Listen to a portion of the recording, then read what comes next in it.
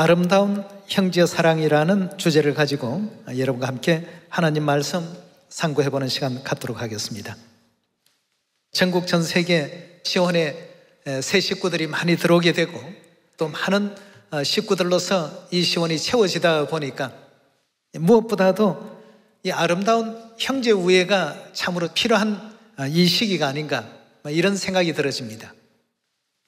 성경은 우리에게 지금 이 시대에 있어서 형제 우애에 대해서 어떻게 또 설명하고 있고 또 하나님께서는 어떤 형제 우애에 대한 믿음을 갖기를 바라고 계시는지 베드로전서 우리 1장을 다 같이 한번 열어보시면서 하나님의 뜻을 배우는 시간 가져보겠습니다.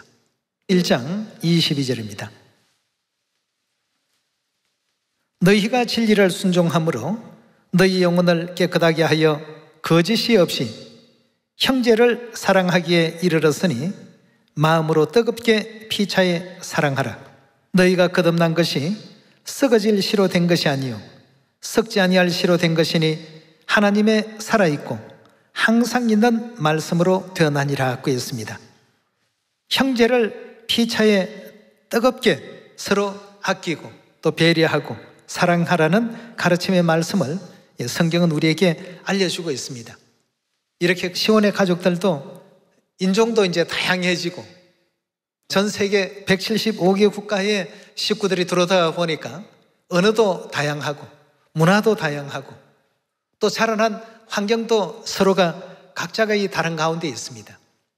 자, 이런 어떤 다양함 속에서 하나님께서는 하나가 되라고 이렇게 일깨워 주셨고 우리 하늘어머니께서도 해마다 주시는 말씀이 서로 아름다운 연합을 통해서 이 복음의 역사를 또 이루어야 된다는 형제 사랑에 대한 문제를 항상 많이 또 교훈하고 계시는 가운데 있습니다. 형제 자매의 아름다운 연합 또 화합 서로 배려하는 배려 이런 것이 없이는 결단코 이 복음이 온전하게 완성되어질 수 없다는 것을 다시 한번 생각하시면서 요한복음 우리 13장으로 넘어가 보겠습니다. 13장 34절입니다. 새 계명을 너희에게 주노니 서로 사랑하라. 내가 너희를 사랑한 것 같이 너희도 서로 사랑하라. 너희가 서로 사랑하면 이로써 모든 사람이 너희가 내 제자인 줄 알리라 라고 하셨습니다. 자, 이 성경 66권 전체에는 가장 근본적인 문제로서 하나님께서는 사랑을 언급하셨습니다.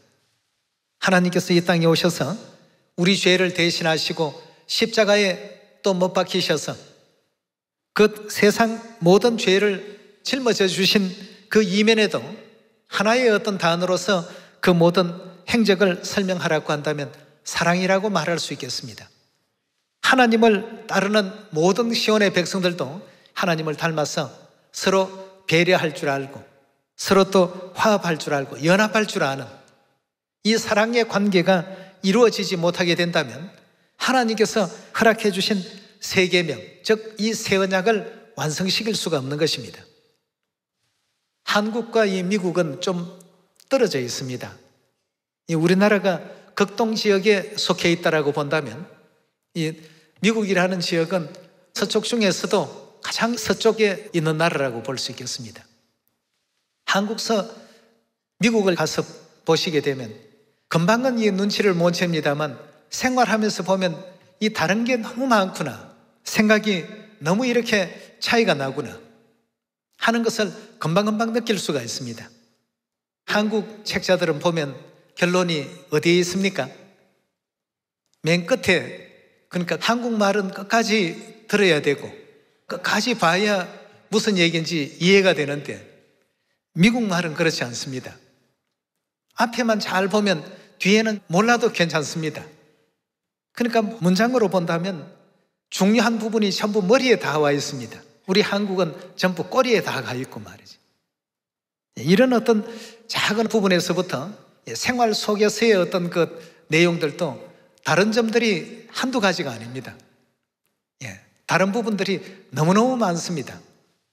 몇 가지 어떤 예를 여러분들에게 드렸습니다만 이런 어떤 차이점이 많다가 보니까 어떤 한 가지 일을 공통적으로 이렇게 바라보는 데에도 한국 사람이 바라보는 견해와 미국 사람이 바라보는 견해 차이 때문에 서로 의견이 엇갈리게 되고, 나는 이 점을 굉장히 중요하게 여기는데 저 사람들은 그건 별로로 칩니다. 다른 점을 더 중요하게 이렇게 여기니까 중요한 포인트가 서로 각각이 되다 보니까 서로 이게 중요하다, 저게 중요하다, 중요한 어떤 포인트가 서로 달라지니까 말이죠. 그러니까 서로가 양보를 조금씩 하고 자기 주장과 자기 의견을 조금씩 철회를 시켜야 됩니다. 이렇게 양보할 줄 알 때 교회가 은혜롭게 운영이 되지, 그렇지 않게 된다라고 한다면 도저히 복음이 될 수가 없습니다. 이런 어떤 경우들을 보니까 왜 성경 속에 사랑에 대한 부분을 이렇게 많이 하나님께서 계명으로까지 새 계명을 너희에게 주노니 서로 사랑하라. 내가 너희를 사랑한 것 같이 너희도 서로 사랑하라. 우리 예수 그리스도께서는 우리를 사랑하시되 당신의 몸을 죽기까지 십자가에 내어 던져주시기까지 우리를 또 아끼고 사랑하지 않았습니까?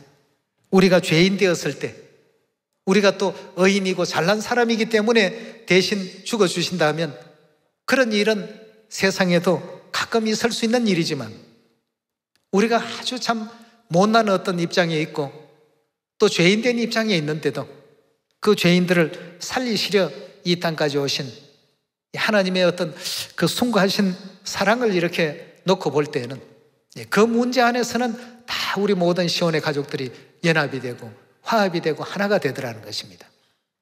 이 동양과 서양을 나누어 가지고 볼 때에는 서로가 너무 차이점이 많고 관점도 다르고 생각의 포인트도 다르고 나는 이 점을 중요하게 여기고 설명하는데 저 사람들은 그건 별로 중요하게 여기지 않고 다른 것을 더 중요하게 보고 말이죠. 전 세계 모든 국가, 다양한 어떤 문화 속에 있는 그 식구들이 하나가 되기 위해서는 하나님께서 이 사랑이라는 계명을 우리에게 또 허락해 놓으셨습니다. 우리가 다시 한번 형제 사랑에 대해서 로마서 12장 9절의 말씀 보도록 하겠습니다. 사랑엔 거짓이 없나니 악을 미워하고 선에 속하라. 형제를 사랑하여 서로 우애하고 그 다음에요 존경하기를 서로 먼저 해야 된다고 했습니다. 11절의 말씀 보시면 부지런하여 게으르지 말고 열심을 품고 주를 섬기라. 소망 중에 즐거워하며 환난 중에 참으며 기도에 항상 힘쓰며 성도들의 설 것을 공급하며 손님 대접하기를 힘쓰라고 이렇게 가르침을 주셨습니다. 이건 요한복음 13장의 말씀과 같이 하나님께서 주신 계명입니다. 우리는 계명하게 되면 안식일 지키고 유월절 지키고 하는 이것만 다 계명으로 생각을 하는데 성경에 나오는 모든 하나님의 말씀은 다 하나님의 계명입니다. 로마서 13장 8절에는 우리 형제 사랑에 대해서 이렇게 설명했습니다. 피차에 사랑의 빛 외에는 아무에게든지 아무 빛도 지지 말라. 남을 사랑하는 자는 율법을 어떻게 한다고요? 다 이루었다고 했습니다. 이 사랑이라는 이 문제가 서로가 이해가 되고 사랑을 느끼게 된다라고 한다면 거기에는 세상 그 어떤 대적도 존재할 수가 없는 것입니다. 9절입니다. 간음하지 말라, 살인하지 말라, 도적질하지 말라, 탐내지 말라 한 것과 그 외에 다른 계명이 있을지라도 내 이웃을 내 자신과 같이 사랑하라 하신 그 말씀 가운데 다 들어있다고 했습니다. 사랑이라는 이 내용을 갖게 된다면 살인하거나 도적질하거나 남의 것을 못 탐내서 훔치거나 또 남을 해롭게 해서라도 개인의 어떤 그 이득을 취하거나 이런 어떤 일들은 없게 된다는 뜻이죠. 사랑 속에는 그 모든 계명들이 구체적으로 말하면 다 포함이 되어 있다. 10절입니다. 사랑은 이웃에게 악을 행치 아니하나니 그러므로 사랑은 뭐라고 했죠? 하나님께서 우리 인류 인생들에게 허락하신 율법을 온전히 또 이루는 데 있어서 가장 필요한 요소가 바로 여기 있다고 했습니다. 사랑이 많은 교회는 복음이 잘 됩니다.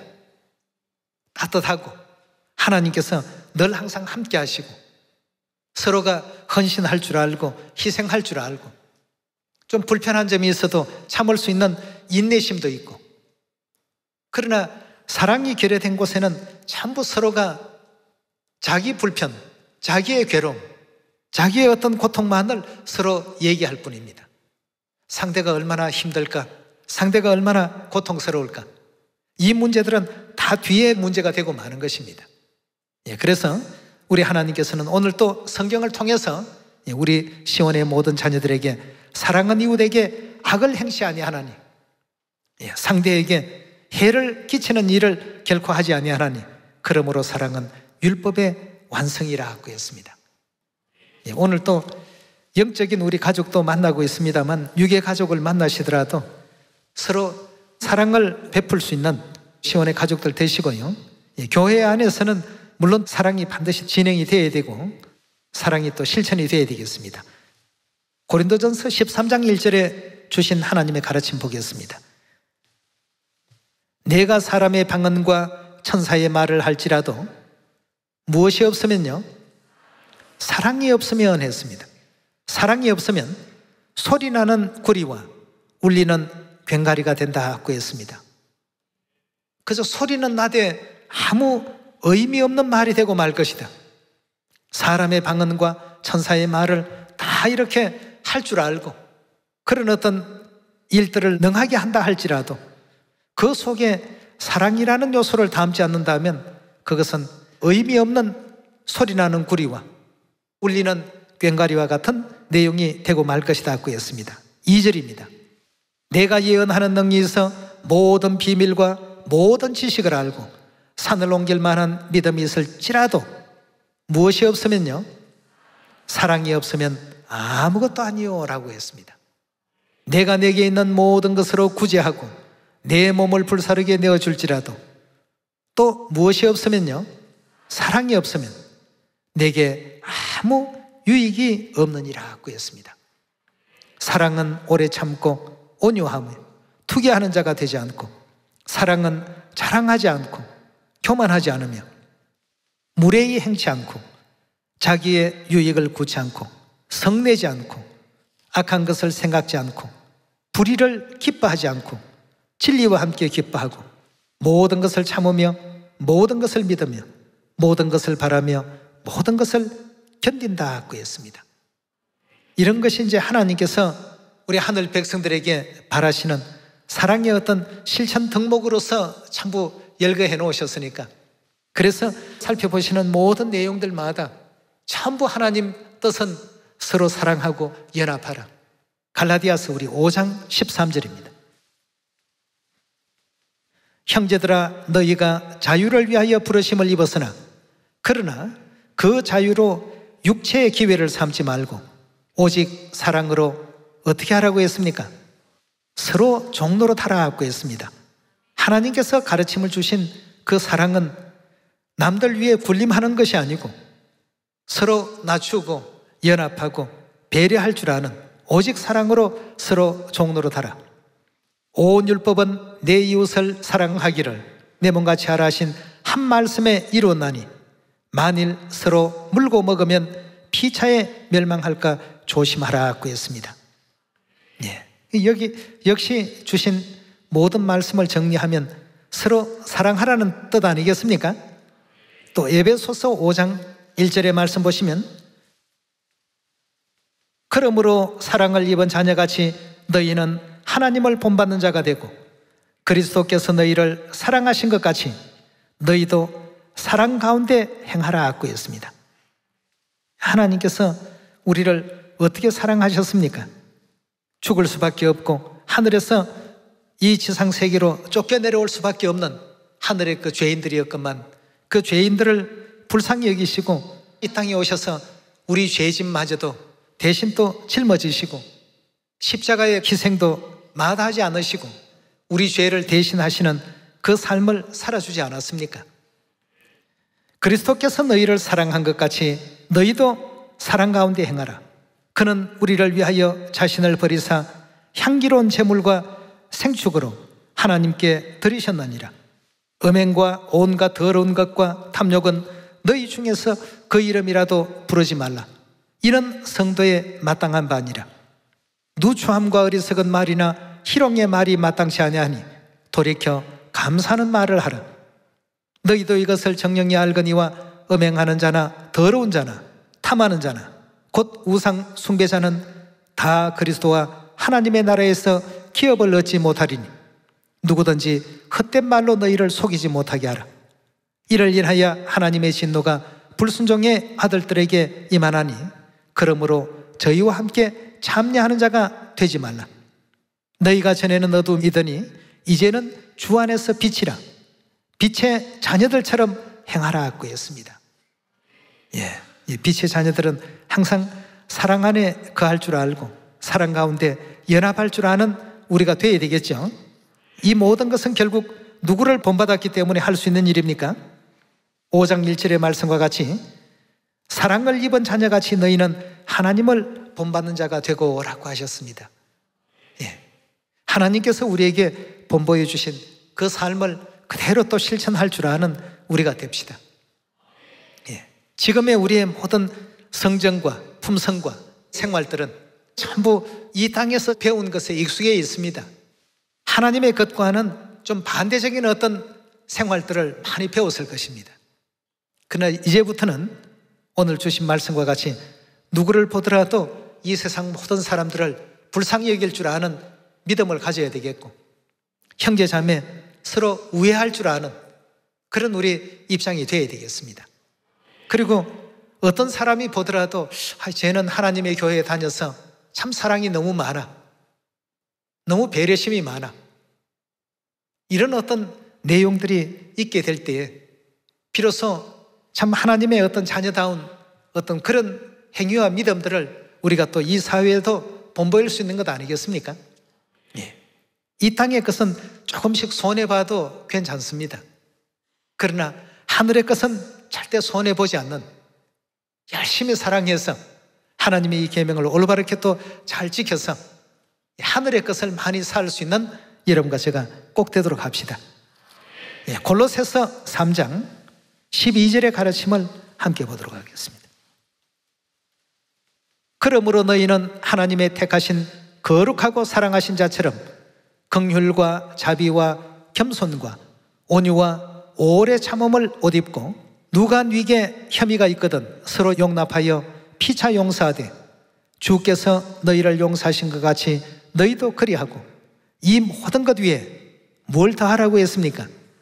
사랑을 더하라 하고 했습니다. 용서를 한다고 하면서 저만치는 또 앙금을 많이 남겨놓고 용서를 하지 말고 이 모든 것 위에 사랑을 더하라고 했습니다. 이는 온전하게 매는 띠라고 했습니다. 15절의 말씀 보시면 그리스도의 평강이 너희 마음을 주장하게 하라. 평강을 위하여 너희가 한 몸으로 부르심을 받았나니 또한 너희는 감사하는 자가 되라. 그리스도의 말씀이 너희 속에 풍성히 거하여 모든 지혜로 피차에 가르치며 권면하고 시와 찬미와 신령한 노래를 부르며 마음의 감사함으로 하나님을 찬양하고 또 무엇을 하든지 말이나 입에나 다 주 예수의 이름으로 하고 그를 힘입어 하나님 아버지께 감사라고 했습니다. 어떤 위치에 있더라도 서로의 그 입장을 생각하며 격려할 줄 알고 용서할 줄 알고 연합할 줄 알고 감사하는 말을 할 줄 아는 이런 삶을 살라고 성경 곳곳에 하나님께서 우리 시온의 가족들에게 주신 말씀입니다. 하나님의 자녀들은 이 계명을 다 따라야 됩니다. 이런 삶을 사는 것이 영적 하늘 가문의 가훈이라고 이렇게 보시면 되겠습니다. 그러나 하나님 계명을 지키면서 이렇게 함으로 이루어지는 어떤 그 불합리한 일들 또 어떤 불이익 당한 것들 이런 모든 것은 하나님 계명을 지키면서 당한 모든 일들에 대해서는 하나님께서 천배 만배 다 갚아주십니다. 욥의 경우를 한번 보십시오.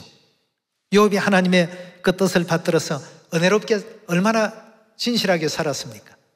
사단 마귀의 그 회방과 방해로 말미암아서 시험을 받게 되었지만 결국 끝까지 하나님에 대한 그 모든 순전을 지킴으로 말미암아서 그 후에는 잃어버렸던 것을 다 하나님께서 되찾게 하시고 배나 더 큰 축복을 주셨다는 내용을 우리는 욥기서를 통해서 다 지금 배우고 있습니다.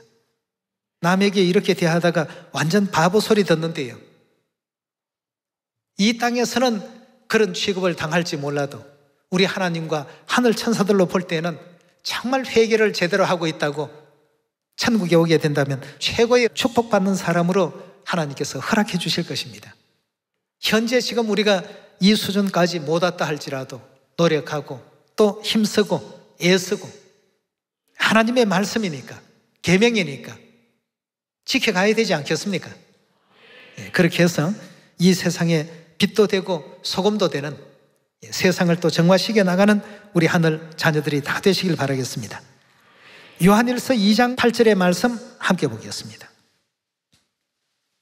다시 내가 너희에게 새 계명을 쓰노니 저에게와 너희에게도 참된 것이라. 이는 어두움이 지나고 참빛이 벌써 비침이니라. 빛 가운데 있다 하며 그 형제를 미워하는 자는 지금까지도 어두운 가운데 있는 자라고 했습니다. 아니, 진리 안에 있다 하면서 그 형제를 미워하는 자는 지금까지도 어두운 가운데 있는 자요. 10절입니다. 그의 형제를 사랑하는 자는 빛 가운데 거하여 자기 속에 끄리낌이 없으나 그의 형제를 미워하는 자는 어두운 가운데 있고 또 어두운 가운데 행하며 갈 곳을 알지 못하나니 이는 어두움이 그의 눈을 멀게 하였음이라고 했습니다. 여러분, 새 계명 안에, 즉 새 언약 안에 있는 사람들의 삶이라는 것이 바로 이런 삶을 살아야 된다는 것이 우리 하나님의 가르치심입니다. 남들은 성질 낼 거 다 내는데 나는 사랑하라 하셨으니 사랑을 해야 하니까 얼마나 힘이 드십니까? 그런 어떤 십자가의 짐을 우리가 짊어지고 영원한 그 천국을 향해서 걸어가는 내용이니까 그런 어떤 상황 속에서도 감사하는 말을 잃지 말고 배려할 줄 아는 그런 우리 시온 가족들이 다 되도록 합시다. 이방인들이 그런 칭찬을 참 많이 하는 것 같아요. 하나님의 교회는 보면 좀 세상하고 다른 어떤 그 가르침과 교리가 참 많은 것 같은데, 그런 것은 자기들도 잘 모르지만 어쨌든 사람들은 다 선하고 좋아 보인다. 그 선하다는 것이 얼굴에 다 나타나고 그들의 행동 속에서 다 이렇게 엿볼 수 있다. 이런 어떤 얘기를 이웃을 통해서 많이 지금 듣습니다. 뭐 여기 한국뿐만 아니고 외국도 마찬가지입니다. 전 세계 어디를 가든 우리 하나님의 교회가 세워지게 된다면 세워지는 그 지역은 정말 빛을 발하고 있습니다. 이런 하나님의 가르침을 작게나마 실천하고, 오늘은 한 번 했으면 내일은 또 2번 실천하고 모레는 또 3번 실천하고 나날이 이렇게 빛의 자녀들처럼 변모되어가는 또 우리 시온의 모든 자녀들이 꼭 되셔야 되겠습니다. 그 중심에는 하나님께서 우리를 사랑하셔서 하늘의 보좌를 비우시고 이 땅까지 내려오셔서 우리 죄를 대신 짊어져 주시고 우리가 겪을 십자가의 질고를 친히 또 다 감당해 주심으로 우리에 대한 하나님의 사랑을 확정하신 그 모든 그 본을 우리 시온의 자녀들도 다 따라가야 되겠습니다. 그래서 예전에도 한번 말씀을 드렸습니다만, 어떤 직장 좀 성격이 고약한 어떤 직장 상사가 저녁 회식 자리에서 술을 권하는데 아마 사양을 했던 모양입니다. 저는 교회 다니기 때문에 술은 안 합니다 하고, 그러니까 상사의 명을 듣지 않는다고 거기서 이제 한 대 맞은 모양입니다. 얼마나 억울하고 원통합니까? 뭐 다른 어떤 나쁜 일을 해서 그런 것도 아니고. 그래서 그 자리에 있지 못하고 집에 와서 곰곰이 생각해 봤습니다. 이렇게까지 하면서 직장을 다녀야 되는가? 당장 사표를 써버리고 싶은 마음이 굴뚝 같았습니다. 근데 한편으로 하나님의 말씀에는 이런저런 많은 어떤 가르침이 있기 때문에 한번 생각을 해봤습니다. 예수님은 십자가에서 그 억울한 일을 당하시면서 나보다 더 고통스럽고 더 힘드셨을 것인데, 나 이거 한 번 맞았다고 해서 그리스도인답지 못한 태도를 취해서 되겠는가 하는 생각이 들었어요. 그래서 한 며칠 직장을 나가지 못하면서 얻은 이제 결론이 그거였습니다. 근데 그 사이에 회사에서는 그 상사에 대해서 징계위원회가 열리게 되고, 그런 자리에서 부하 직원에게 폭행을 가했다 하는 내용 때문에 상사가 직장을 잃게 되는 상황이 왔습니다. 그걸 이제 알고 이 사람이 직장에 출근하면서 이 사람 구명운동하는 일에 앞장섰습니다. 상사의 어떤 명을 어긴 것이 그 부하 직원으로서는 이건 옳지 않은 어떤 태도인데, 이 잘못이 있다면 내게 있는 것이지 그 사람에게 죄가 있는 것이 아니다 말이에요. 그래서 징계위원회에 가서도 한 사람 한 사람 만나서 다 사정을 하고, 제발 이 사람 그렇게 직장에서 내보내면 이 회사에도 큰 손실이 된단 말이죠. 얼마나 유능한 인재냐 말이죠. 끝내는 상사가 징계위원회에서도 용서가 되고, 그 사람도 이제 직장 생활을 이제 계속하게 됐답니다. 근데 그 상사가 생각하기에는 이 세상에 이런 사람이 다 있느냐, 한번 맞았으면 당장 뭐 법정에 고소라도 하든지 뭔가 자기의 어떤 분을 풀 것인데, 오히려 때린 자기보다도 더 적극적으로 나서서 자기의 어떤 그 사직을 막아주고 다닌다니, 나 같으면 그렇게 할 수 있었을까 말이에요. 그래서 그런 어떤 내용이 어디에서 나오는가 하고 보니까 결국은 이제 하나님의 그 가르침 받은 거기에서 이제 나왔다는 것을 이제 알게 된 것이죠. 그래서 자신은 교회도 안 나가는 사람이었지만 그 부하 직원 때문에 이제 결국 하나님을 알게 되는, 하나님과의 그 인연이 거기에서부터 이제 시작이 되었다는 이런 신앙적 그 간증이 있었습니다. 오늘날 우리가 교회 안에서의 어떤 생활도 그렇고 이 사회 생활을 살더라도 마찬가지고, 자신에게 조그마한 어떤 언짢은 일, 기분이 좋지 않는 이런 어떤 대접이나 대우를 받게 된다면 그걸 견뎌내지 못하는 많은 사람들을 봅니다. 우리 예수님은 얼마나 참 억울한 일을 당하셨습니까? 우리는 죄인으로서 십자가형은 당연하지만 아무런 죄도 없으신데 우리 대신해서 그 십자가의 짐을 지시고 그 수많은 사람들의 조롱과 또 희롱하는 말을 다 감내해 가시면서 침뱉음과 주먹질과 또 뺨을 치는 일과 온갖 그 모욕적인 언사를 다 들으면서 그 십자가에 고통당하시는 걸 생각하면 오늘 우리가 겪고 있는 이 아픔보다도 얼마나 더 크셨을까를 하나님을 바라보니까 정신이 이제 돌아온 겁니다. 처음에는 이제 그 직장 상사의 자기에 대한 그 불합리한 어떤 그 처사에 대해서만 아주 그 나쁘다고만 생각했는데, 예수님을 생각하니까 그럼 나는 이까지 한 대 맞는 거 이거 아무것도 아닌데, 우리 예수님은 죄도 없으셨는데 그런 어떤 일을 겪으셨구나 말이에요. 직장 상사도 양심은 있는 사람 아니겠습니까? 자기가 한 일이 정당하지 못했다는 것 잘 알고 있습니다. 그러나 한 사람의 인내와 또 참음과 사랑으로 말미암아서 이 사람이 다니는 그 교회 같으면 나도 이제 한번 다녀볼 가치가 있다, 이렇게 해서 이제 그 얻어진 열매라고 하니까 말이죠. 그래서 오늘 여러분들과 저는 우리 교회 안에서만의 어떤 형제 사랑과 연합이 아니라 우리 주위에도 아직까지 그리스도의 사랑을 알지 못하고 사는 문영혼들이 너무 많습니다. 이들에게도 하나님의 거룩하신 사랑이 다 실천이 되어야 되겠습니다. 모든 인류에게 사랑을 베풀 수 있는 그런 어떤 자격을 우리에게 다 주셨으니까 말이죠. 많이 가진 사람이 나눠야 안 되겠습니까? 교회 안에서도 또 가정 안에서도 또 이 지구촌 안에서 어떤 입장에 있더라도 전 세계인들에게 그리스도의 사랑을 나눌 수 있는 하나님의 또 멋진 아들, 딸들이 다 되시기를 거듭 부탁드리면서 말씀 마치도록 하겠습니다. 감사합니다.